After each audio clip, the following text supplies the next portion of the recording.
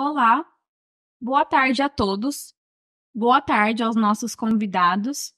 O tema da entrevista de hoje é holding familiar. E eu começo perguntando para o Tiago, advogado. Tiago, gostaria que você me explicasse com mais detalhes o que é uma holding familiar. Boa tarde. Nayara, holding familiar é você fazer um planejamento do patrimônio da família em uma pessoa jurídica. Isso é o denominado holding familiar. Esse conceito é doutrinário, né? Não é um conceito concreto, mas ele nasceu a partir do nome holding, que é uma empresa que organiza e que detém outras empresas. Então, alguém doutrinariamente começou a utilizar isso para dizer, olha, vamos trazer o patrimônio de uma família para dentro de uma empresa para poder planejar e fazer uma sucessão organizada com menos custos tributários e fiscais. E para o Fernando, o contador, é caro abrir uma holding familiar? Nayara, tudo depende do patrimônio da pessoa envolvida, né? É um processo longo, é um processo muito burocrático, mas eu costumo dizer que é um processo que tem muito mais valor, né, agregado do que custo em si mesmo, né? Certo. Quais são os benefícios fiscais da holding familiar? Hoje, quando a gente conversa em planejamento sucessório, a holding familiar é mais um desses mecanismos, né? O simples fato de colocarem uma pessoa jurídica já traz para as pessoas que estão fazendo um benefício imediato nos impostos, né? Antes da aprovação desta reforma tributária, que provavelmente vai alterar as alíquotas do imposto de transmissão a partir do ano de 2025, nós poderíamos dizer, olha, em Mato Grosso do Sul, quem fizer uma doação planejada, quem fizer um planejamento, colocar dentro de uma holding, vai pagar um imposto de transmissão na ordem de 3%. Enquanto, se você aguardar o falecimento de alguém para fazer essa transmissão, o imposto em Mato Grosso do Sul é de 6%. Nos outros estados, de acordo com a Constituição Federal, pode chegar até 8%, né, a depender da situação. E já existem projetos de lei tramitando no Congresso, elevando isto para 16% a 20%. Então, o benefício hoje é você ter uma transmissão mais eficiente com menos custo. Então, a holding familiar, ela agregaria o patrimônio da família, transmitiria para os sucessores de uma forma mais tranquila, organizada e com menos custos, mantendo tudo no domínio da pessoa que criou, ou seja, do sócio fundador, né? Ele ainda teria o poder nas mãos, mas transmitiria de uma forma mais barata e mais eficiente para os seus herdeiros. E quais são os impostos que a família precisaria pagar em vida caso opte pela holding familiar? Olha, seria os mesmos impostos, tanto na pessoa física quanto no planejamento sucessório com a holding familiar. Nós falamos hoje de dois impostos principais, que é o ITBI e o ITCD, né, que eu tinha acabado de falar. Fora isso, vamos citar a questão do exemplo do produtor rural, que incorporou a sua fazenda no CNPJ. É uma dúvida muito frequente os produtores rurais, como que eu vou ter que trabalhar a partir do momento que eu incorporei a minha fazenda no meu CNPJ? Eu sou obrigado a trabalhar no CNPJ? Sou obrigado a trabalhar na minha pessoa física? Porque ele tem essas duas opções. Aí, se ele for trabalhar no CNPJ, ele vai trabalhar com uma alíquota de PIS, COFINS, imposto de renda, contribuição social. Se ele for trabalhar na pessoa física, ele continua trabalhando em caixa. Eles se questionam muito também como que isso é feito, quais são os contratos. Você pode fazer um contrato de comodato, cedendo a área que hoje é do CNPJ para a sua pessoa física. Você pode fazer um contrato de parceria, onde você trabalha um pouco no seu CPF, um pouco no seu CNPJ. Então, seriam basicamente esses os impostos. E quem pode se interessar pela holding familiar? Hoje, o planejamento sucessório, né, e a holding sendo parte deste planejamento, ela interessa a pessoas que têm um patrimônio a ser transmitido e que precisa organizar a sucessão e que pretende economizar. Então, um imposto que nunca vai se escapar é o imposto de transmissão causa-morte se você tiver aí um patrimônio no momento do seu falecimento. Então, para evitar um custo, às vezes, não podemos usar um nome extorsivo, mas às vezes bastante grande de imposto, a pessoa faz a holding com uma forma de transmitir isso evitando. Então, quem tem interesse? Os produtores rurais, as pessoas que detêm grande patrimônio imobiliário, ou as pessoas que têm algumas aplicações financeiras em conjunto com os imóveis. Tudo isso pode ser colocado dentro de uma pessoa jurídica, né? Seja uma pessoa limitada, uma SA, a depender do estudo de caso a caso. E assim, posso te dizer que o que eu te falei aqui serve para todas as pessoas? Não serve. Então a gente precisa fazer uma análise do que a família pretende, o que a família quer com aquilo. Não, eu quero transmitir porque está tendo briga entre a minha família e eu já quero deixar isso organizado. A gente consegue. Eu quero transmitir porque eu entendo que tem um filho com mais aptidão para administrar esses negócios, então eu vou dividir igualmente entre todos, mas vou direcionar a administração para um dos filhos. A gente consegue. Então, tudo depende. Ou não, eu só quero fazer isso para economizar a parte fiscal e tributária e depois ele se resolve. A gente consegue. Então, é uma forma muito versátil de organização, né, que vai muito além de colocar o patrimônio dentro da empresa. O planejamento sucessório, que é o que nós costumamos fazer no dia a dia, ele não é só fazer uma empresa, mas ele é organizar a parte familiar, para deixar a família tranquila no momento da sucessão. Quais são os impostos que a família precisaria pagar no inventário após a morte de um parente? O imposto principal seria o ITCRD, né? Que hoje, como o Thiago falou, é 3%, então são 6% por causa da morte. E ano que vem, possivelmente, né, dentro da reforma tributária, esses impostos vão aumentar de uma alíquota progressiva de 0% a 8%. Esse seria o imposto principal. Né? Mas complementando até a resposta do Thiago, referente a quem se interessar em montar a agricultura familiar, praticamente sucessório, isso não fica só restrito a pecuaristas. Quem tem, por exemplo, muitos imóveis alugados para pessoa física, hoje a alíquota por leilão vai até 27,5%. A partir do momento que você tributa esses aluguéis no CNPJ, você cai com uma alíquota de 11,33%. Então também é interessantíssimo para quem tem imóveis urbanos, né? Não só para quem tem imóveis rurais. Certo. Quais são os processos burocráticos para montar a holding? Bom, primeiramente é feita uma reunião com a família, né, para ver quais são as características, se vai ser feito um planejamento sucessório, uma holding familiar urbana, rural, né, fazer o levantamento dos bens a serem incorporados. A partir do momento que a gente faz essa triagem, é montado o contrato social, né, onde é feito todo o planejamento sucessório, né, no contrato.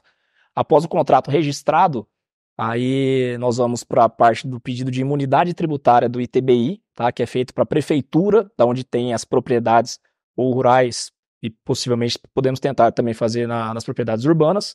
Né. Feito isso, transfere-se as matrículas no cartório e, teoricamente, a holding em si está montada. Né. Aí o planejamento de sucessão das cotas já é uma segunda etapa do planejamento sucessório. Só complementando o que o Fernando falou, primeiro, complementando em relação ao contrato social. O contrato social do planejamento sucessório que nós trabalhamos, né, eu e o Fernando geralmente em conjunto, nós tentamos trazer não só a incorporação dos bens, mas nós fazemos, como ele disse, o planejamento sucessório.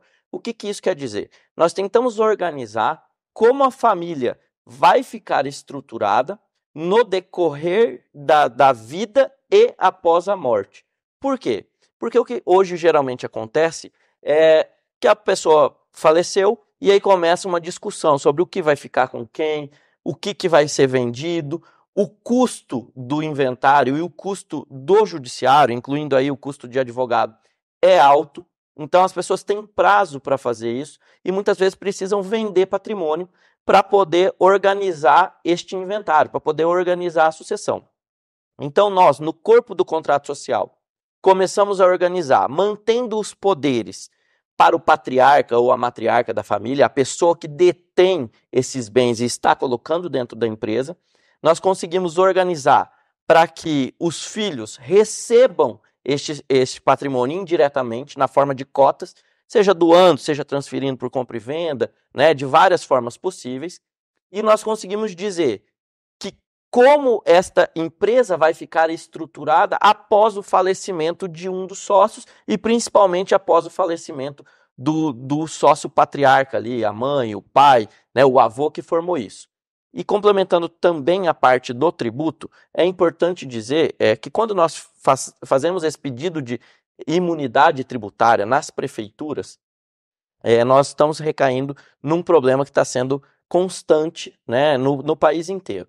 Desde 2020, através de um voto proferido num processo, no ministro Alexandre de Moraes deu uma interpretação para a imunidade constitucional trazida no artigo 156 da Constituição, né? E aí ficou uma interpretação duvidosa nas prefeituras, se eles podem ou não cobrar ITBI sobre a diferença do que está sendo incorporado. Isso para quem é produtor rural, que tem uma atividade preponderante não imobiliária, isso interfere diretamente na fase de planejamento, né? Podendo aumentar os custos. O que nós defendemos é que a imunidade continua. Nós fazemos essa defesa administrativa, nós já temos algumas vitórias em muitos estados, né? E a gente está tentando aí ampliar este pensamento nas prefeituras e no judiciário, para que este tema 796 seja interpretado como ele é, né?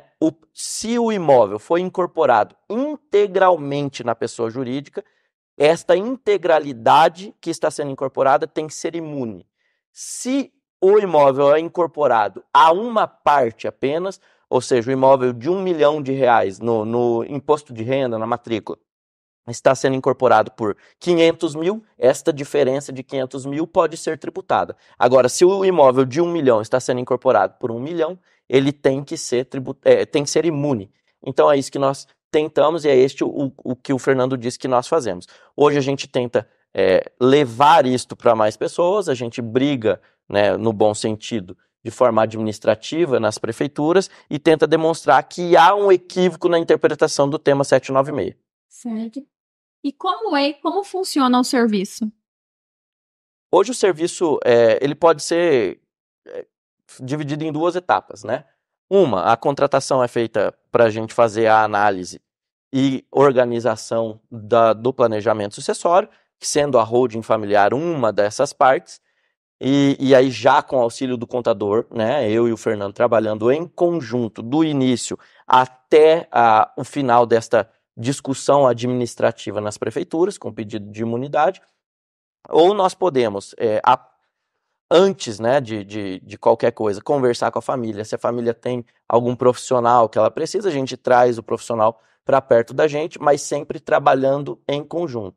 E lembrando que após a abertura deste CNPJ, né, após o CNPJ estar completo, que é o que eu e o Fernando propomos, aí a família pode escolher o contador que achar melhor para continuar tocando os negócios da família. E aprofundando referente à questão do planejamento sucessório, após a incorporação dos bens na sociedade, a sociedade é composta só por pessoas físicas, né? O patriarca, a matriarca e os herdeiros. Nada impede da gente ir mais a fundo e planejar uma cisão desse CNPJ, né? Substituindo o CPF dos herdeiros por CNPJ dos herdeiros, né? E a partir do momento que o patriarca e a matriarca virem a faltar, a gente faz a cisão, dividindo já o patrimônio deste primeiro CNPJ, saindo para os outros CNPJs ingressantes, né? É um processo também que dá para se aprofundar. E que aí perpetua com toda a certeza o patrimônio no seio da família, com todas as garantias, né? E aí, assim, vale ressaltar, e lembrando, que não existe o que as pessoas vendem por aí de blindagem patrimonial, né? Hoje, no direito brasileiro, a gente não pode usar isso, porque todo o patrimônio pode ser afetado de alguma forma, a depender de uma decisão judicial. O que a gente consegue é proteger o patrimônio para que os problemas da pessoa física de cada um dos sócios não interfira no que está sendo incorporado em uma pessoa jurídica, né? E a gente protege das interferências da pessoa física. Mas isso não quer dizer que há uma blindagem, mas sim uma proteção e uma forma de alcançar isso mais difícil. Sim. E o que muda com a reforma tributária que foi aprovada em dezembro? É muito cedo para dizer a fundo o que vai mudar, tá? Mas que provavelmente vai acontecer aqui no estado de Mato Grosso do Sul é a questão da alíquota do ITCD. né? Como a gente já disse anteriormente, que hoje é 6%, provavelmente no ano que vem vai ser uma alíquota progressiva de 1% até 8%. Né? A reforma tributária, ela já trouxe a obrigatoriedade, ou seja, ela já alterou a Constituição Federal, dizendo que a alíquota do ITCD, ela obrigatoriamente deve ser progressiva. Então, existia uma interpretação no STF dizendo que a alíquota poderia ser progressiva, mas ainda assim muitos estados, como o Mato Grosso do Sul, usam alíquotas fixas. Para uma doação, 3%, para o falecimento, 6%. Minas Gerais também fazia dessa forma e alguns outros estados. O que vai acontecer hoje é que nós não sabemos quais são as faixas de isenção, nem qual alíquota vai recair sobre qual valor, mas o que é certo é que nós vamos ter, no Mato Grosso do Sul, em específico, né, que usa uma faixa fixa, nós vamos ter aí um aumento significativo, principalmente no patrimônio que é maior, né? No patrimônio rural, por exemplo, que tem um valor mais vultuoso, porque provavelmente ele vai alcançar a última faixa. Então, aí saindo de 3,6%, por exemplo, para 8% com quase toda certeza. Exato, e ainda tem a discussão que está tendo no Congresso, né, um projeto que pode elevar isso para 16%, né? Certo. Bom, eu agradeço pela entrevista. Obrigada a todos que nos assistiram. Essa foi a entrevista com Fernando Coutinho, contador formado pela UNAES, e Tiago Amorim, advogado formado na UCDB e pós-graduado em Direito da Família e Sucessões, Direito Eleitoral e Processo Civil.